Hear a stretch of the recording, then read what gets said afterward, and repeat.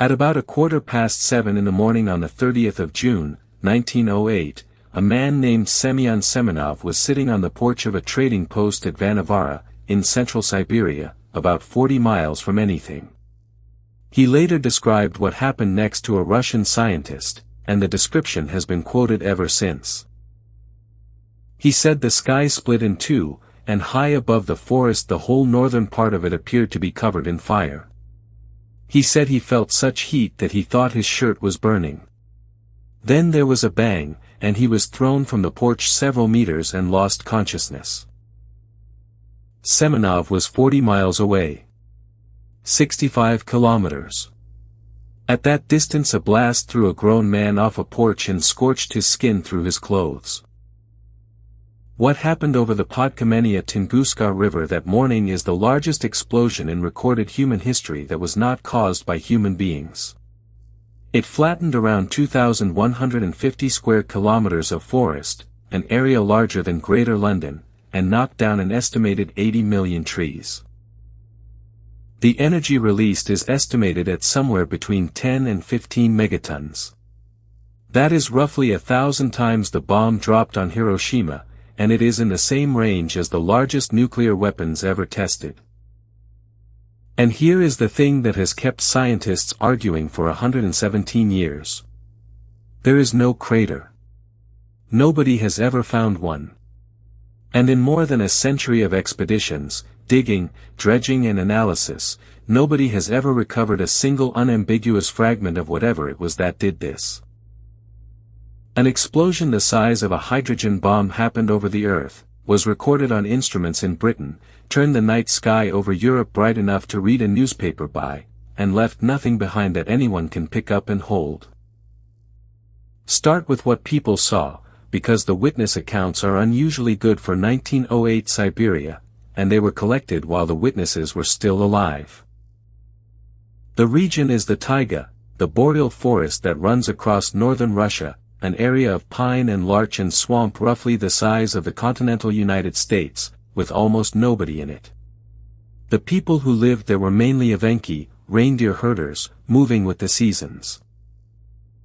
Across a very wide area, people described the same sequence. A column of blue-white light, as bright as the sun, moving across the sky. Then a flash. Then a sound like artillery, repeated, and then a wind hot enough to knock people down and shake the ground. Evenki families closer in described their tents being thrown into the air with people inside them. Reindeer herds were scattered and killed. Storehouses were destroyed. One herder later said the fire had come and burned everything, the forest, the reindeer, the storehouses, and the ground itself. The Evenki accounts are worth dwelling on, because they are the closest testimony we have and because they were nearly lost. One family, the Chuchan, were asleep in their tent when it was thrown into the air with them inside it. The account describes waking in the air, the tent coming down, and then the forest burning around them. Another herder lost his entire reindeer herd and his storehouses in a single morning, which in that economy is everything a family owns. There were almost certainly deaths, though the number has never been established and is usually given as 0. At least one elderly Evenki man is reported to have died of his injuries after being thrown against a tree. In a region with no registry, no doctors and no written records, that is where the count stops. And there is a bleak footnote. When Soviet scientists arrived 2 decades later and began asking questions, some Evenki were reluctant to speak, and some of that reluctance was political rather than superstitious. By the late 1920s the Soviet state was collectivizing the North, and drawing official attention to your family was not obviously a good idea. On the Trans-Siberian Railway, hundreds of kilometers to the south, a train driver stopped his train because the carriages were shaking so violently he thought they had derailed. And then the instruments. Seismographs across Russia registered it. Barometers recorded a pressure wave that traveled around the entire planet, twice. Weather stations in Britain, thousands of kilometers away, picked it up on paper, without anybody having the faintest idea at the time what they were recording. Then came the nights.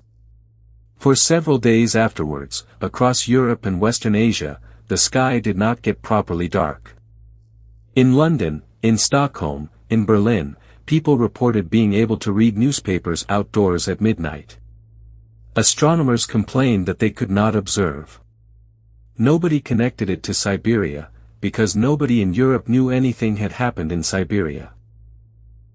That glow, by the way, is now understood. The object injected an enormous quantity of dust and ice into the upper atmosphere, and it scattered sunlight from below the horizon.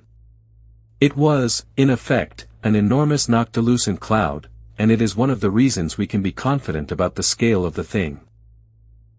The European night sky reports deserve a proper look, because they are the only contemporary record made by people with instruments and a habit of writing things down. In the last days of June and the first days of July 1908, letters began appearing in British newspapers from people describing skies that would not go dark.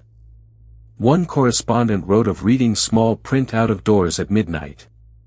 Golf was reportedly played at unusual hours. Astronomers wrote to complain that observations were being spoiled by a persistent glow. The reports came from Britain, Scandinavia, Germany, Russia. Nobody at the time connected them to anything, and the obvious candidates, aurora, unusual cloud, did not fit the pattern. The glow faded over several days and became a minor curiosity in the meteorological literature. It was only decades later, when the scale of the Siberian event became clear, that anybody went back through those letters and realized what they had been looking at. Amateur observers in England had unknowingly documented the upper atmosphere signature of an explosion 5,000 kilometers away.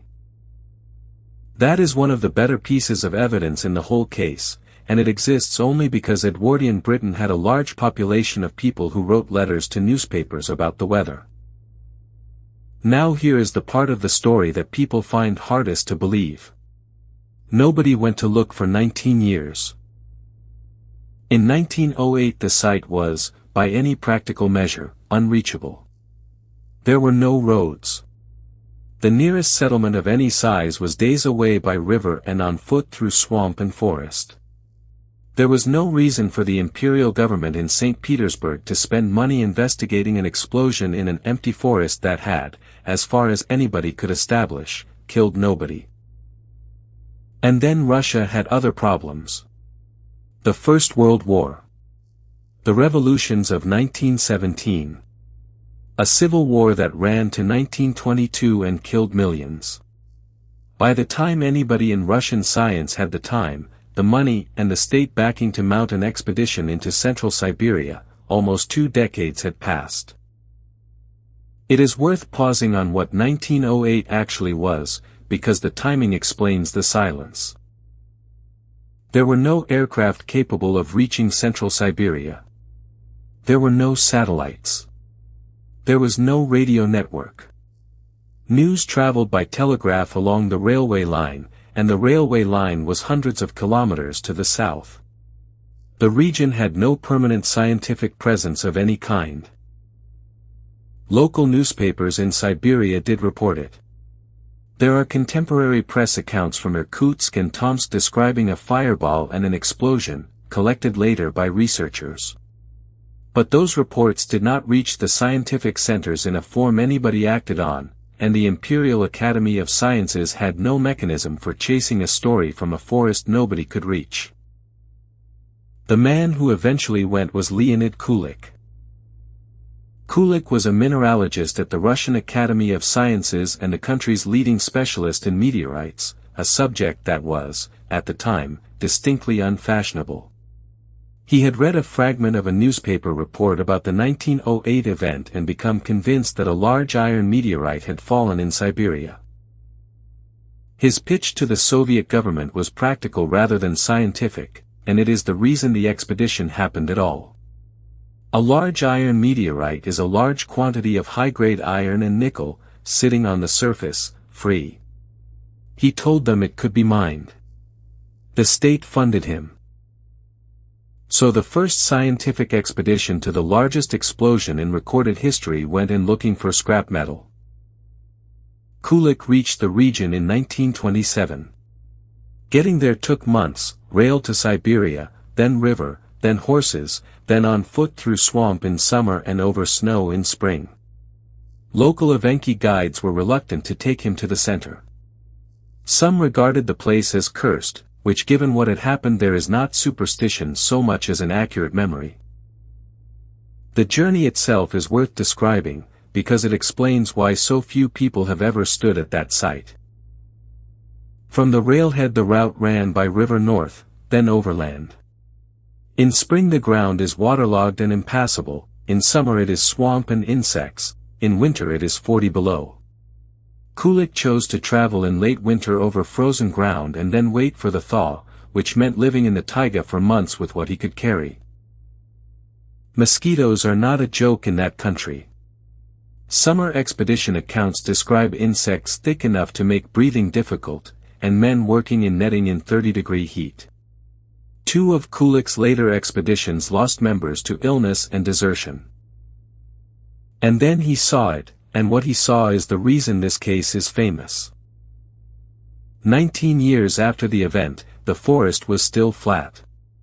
Trees lay on the ground in their millions, stripped of branches and bark, all pointing in the same direction, outward, away from a single point. Kulik and later teams mapped the direction of those fallen trunks across hundreds of square kilometers, and the pattern they produced is one of the most striking pieces of evidence in the earth sciences. A butterfly shape, symmetrical around an axis, which gives you both the epicenter and the direction the object was traveling.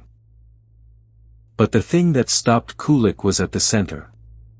Because at the epicenter itself, the trees were still standing.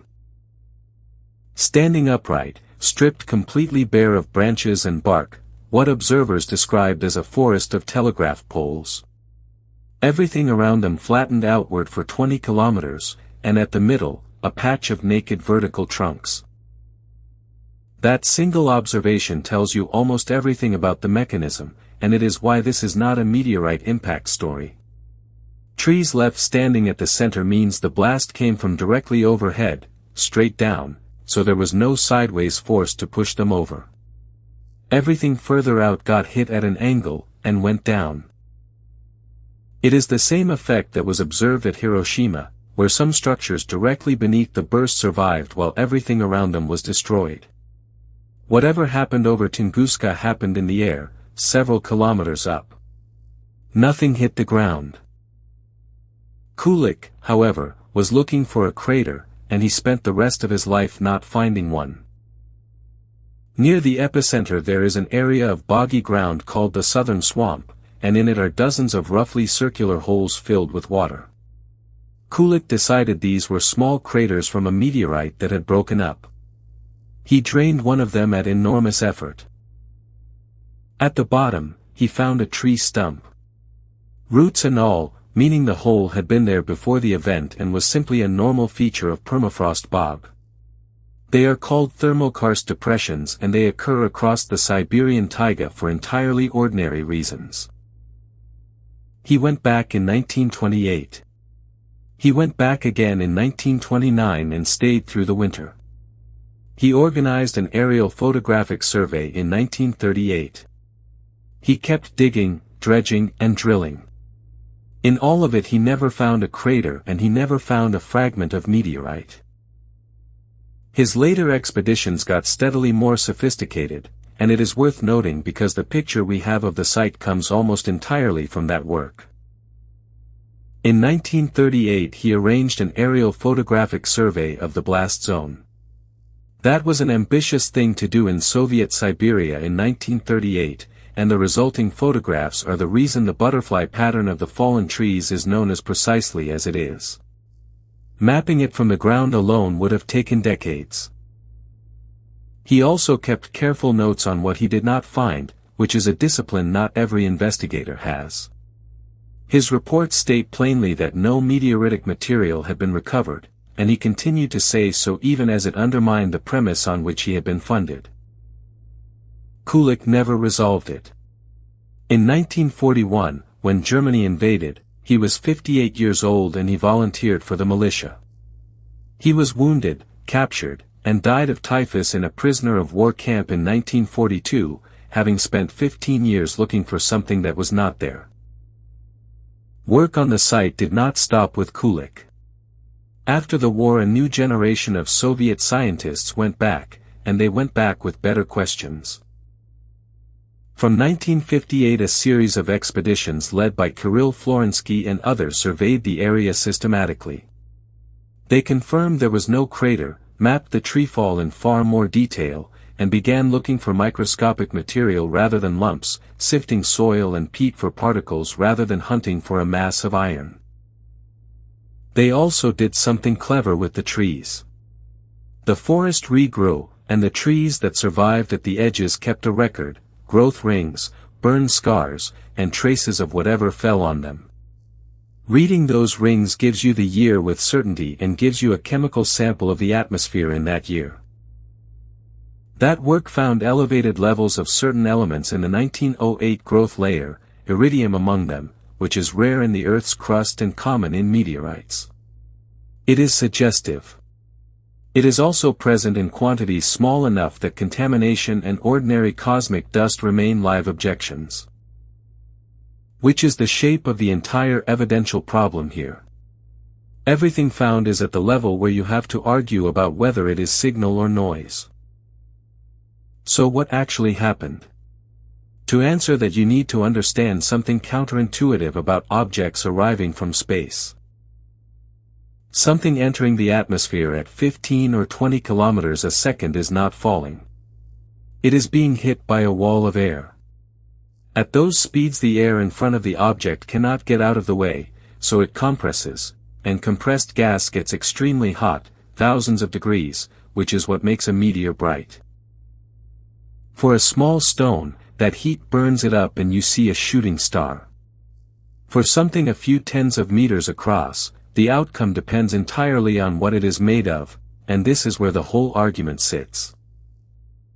A solid iron body punches through and hits the ground, and you get a crater. Meteor crater in Arizona is what that looks like, a hole a kilometer across, made by an iron object perhaps 50 meters in diameter.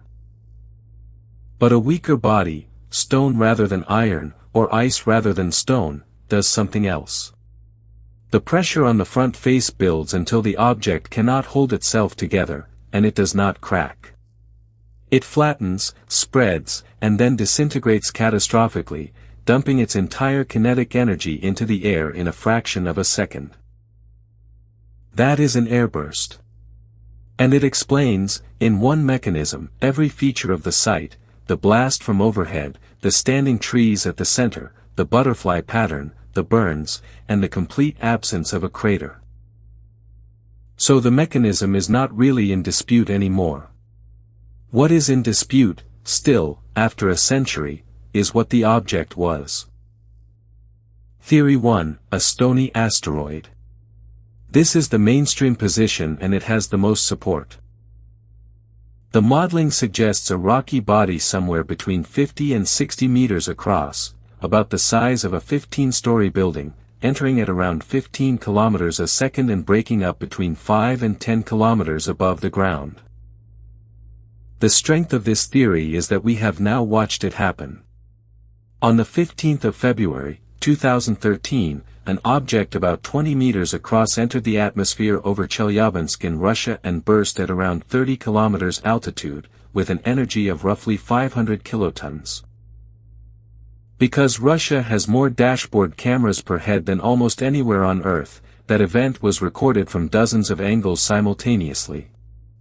It injured around 1,500 people, almost all from flying glass when the shock wave arrived after the flash, and it gave scientists something they had never had: a well-instrumented, well-witnessed airburst to calibrate their models against. Chelyabinsk was a stony asteroid. Fragments were recovered, hundreds of kilograms of them, including a large piece pulled out of a lake. And the modeling that reproduces Chelyabinsk, scaled up, reproduces Tunguska rather well. The weakness is the obvious one. Chelyabinsk left fragments and Tunguska has not. Defenders point out that a higher energy burst pulverizes more thoroughly, that the material would be microscopic and spread over thousands of square kilometers of swamp, and that 19 years of weather passed before anyone looked. Theory 2, a comet. This was the leading explanation for much of the 20th century, and it has never entirely gone away. A comet is, in the standard phrase, a dirty snowball, ice and dust, structurally weak. Such a body would break up higher and more completely than a stone, and it would leave essentially nothing solid behind, because most of it was never solid to begin with. It also has a specific piece of evidence in its favor, those glowing nights over Europe. A large amount of water ice and dust dumped into the upper atmosphere is exactly what would produce them, and a stony asteroid delivers far less of that material. There have been attempts to link the object to a specific comet, most often Encke, whose debris stream produces the Beta Taurid meteor shower, and which the Earth passes through at the right time of year. That connection is suggestive, and it is not proven. The difficulty with the comet theory is energy and altitude. A weak icy body of that size should have disintegrated much higher up, spreading its energy over a wider area rather than concentrating it into a burst low enough to flatten a forest in a butterfly pattern. The damage on the ground looks like something that held together longer than ice should. There is a third proposal that briefly looked like it might settle everything, and it concerns a lake. About 8 kilometers north-northwest of the accepted epicenter there is a small lake called Checo. It is roughly 500 meters across, unusually deep for the area, and shaped like a funnel rather than a normal shallow taiga lake. In 2007 an Italian research team proposed that Lake Checo is an impact crater, that a surviving fragment of the object punched into the ground there and the resulting hole filled with water. They pointed to the shape, the depth, and sediment cores they said showed only about a century of accumulation.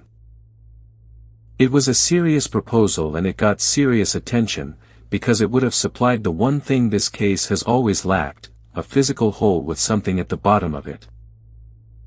Most researchers do not accept it.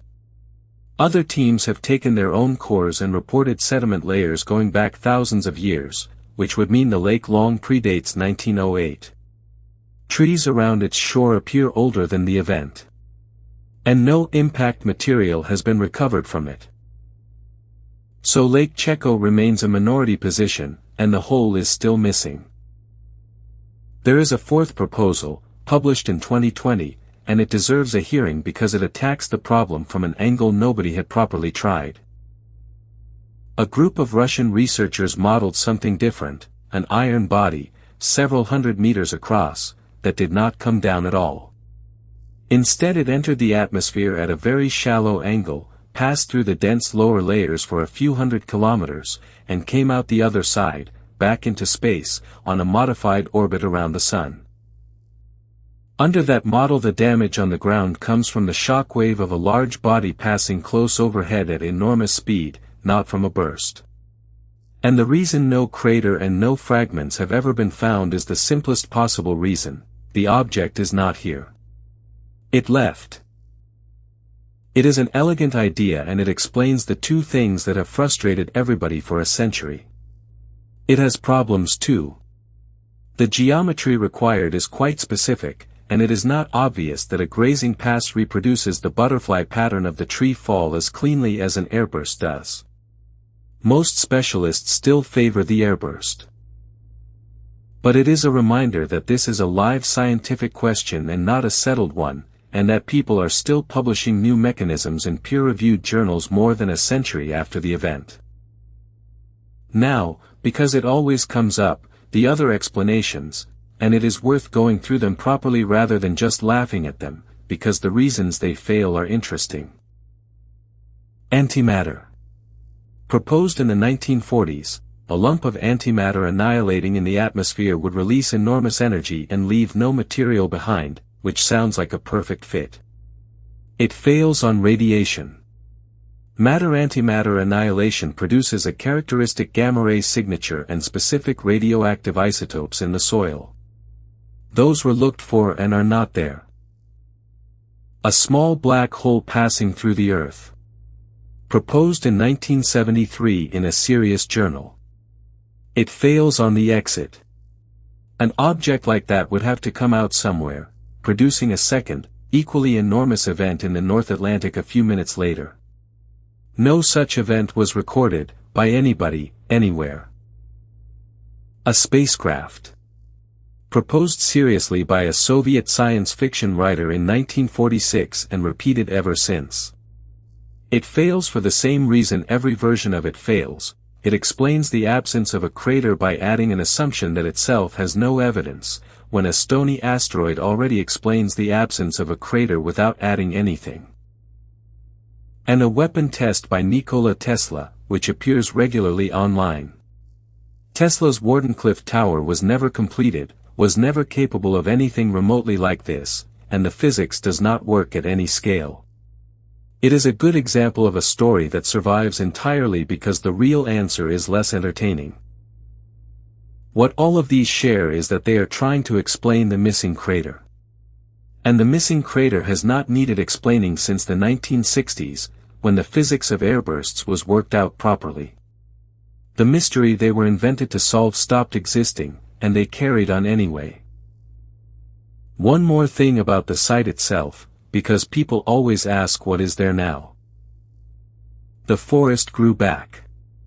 It took decades, and the regrowth is visibly different from the surrounding taiga, younger, denser, a different mix of species.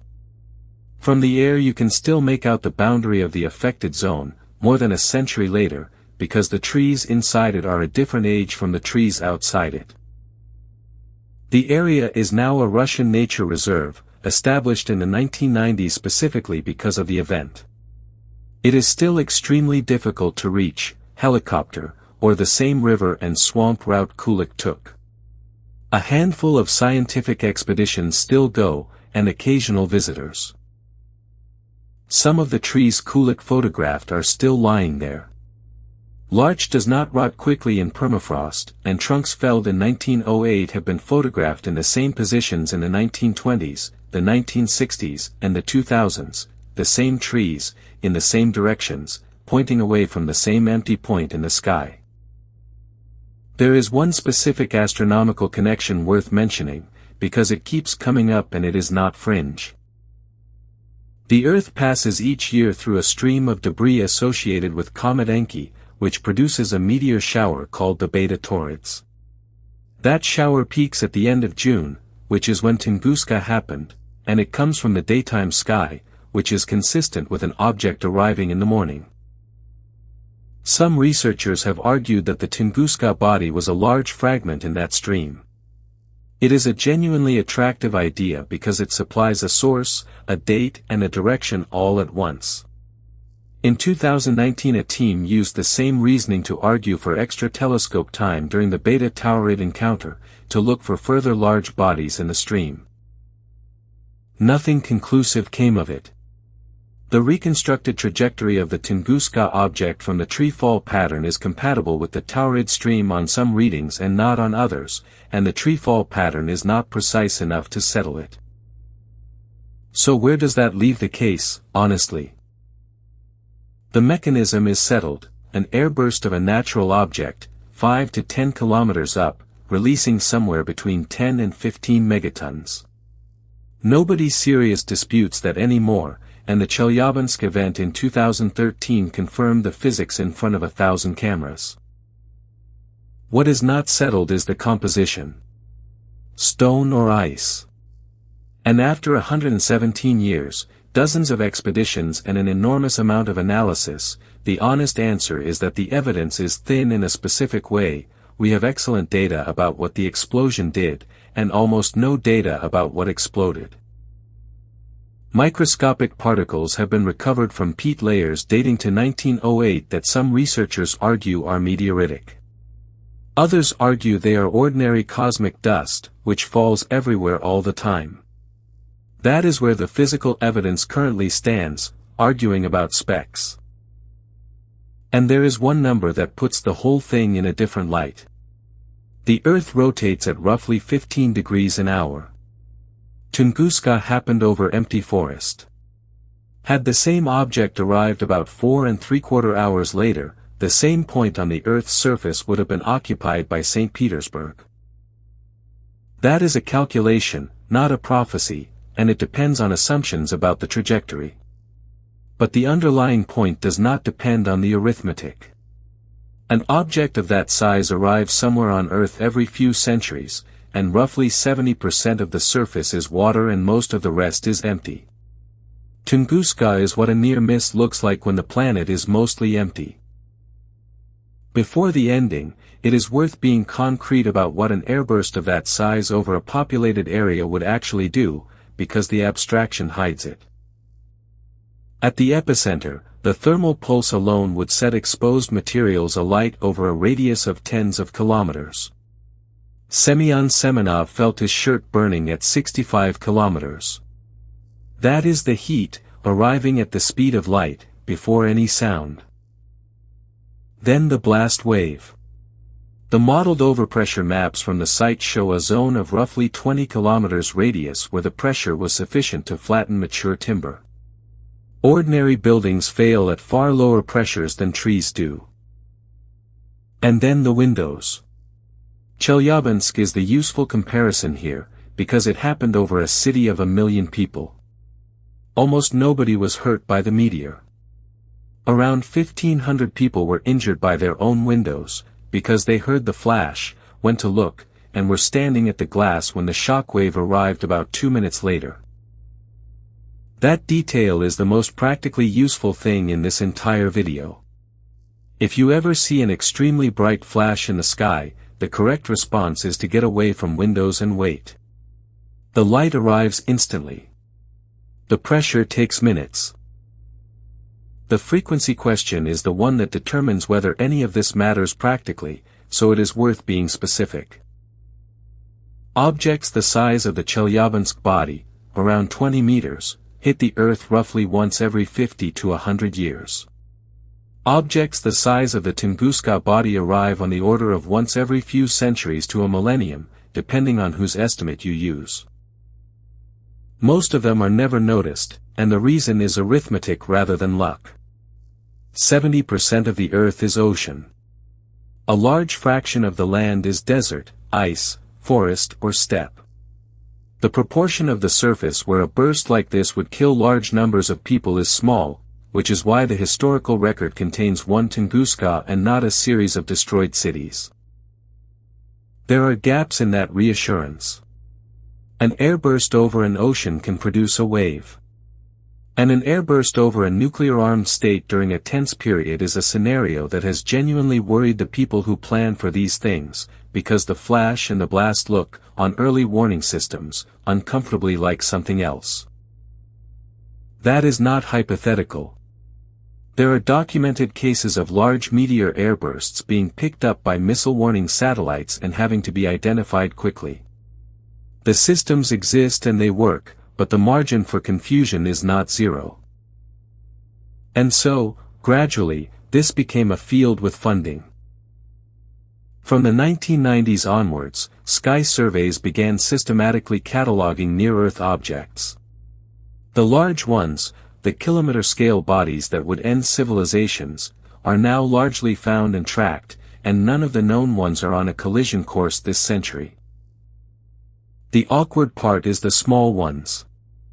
A 50-meter body is dark, small, and only visible when it is close, and the catalogs are nowhere near complete at that size. Chelyabinsk was not detected before it arrived. Nobody saw it coming at all until it was in the atmosphere over a city of 1 million people. In 2022 there was a demonstration of the other half of the problem. A spacecraft called DART was deliberately flown into a small asteroid at about 6 kilometers a second, and it changed that asteroid orbital period by a measurable amount. It was the first time human beings had altered the motion of a celestial body on purpose. It worked. Which means that, for the first time in the history of the species, an event like Tunguska is potentially something that can be prevented rather than merely survived, provided you see it far enough in advance. Which brings you straight back to the telescopes, and to the 50-meter bodies nobody can see. There is a small, genuinely useful postscript. Tunguska and Chelyabinsk together are the main reason planetary defense exists as a funded discipline. There are now surveys tracking near-Earth objects, and international protocols for what to do if one is found on a collision course. 117 years after a forest fell over in Siberia, that is the practical result. If you want more case files, they are on this channel. A freighter that vanished from a radar screen 10 minutes after saying she was holding her own, a nuclear submarine lost with 99 men while a microphone 1,000 miles away recorded it, an airship that burned in 32 seconds with no inquiry able to name the spark. Subscribe, and tell me in the comments what you think came down over Siberia. 1. A stone. 2. A comet. 3. Something we have not thought of.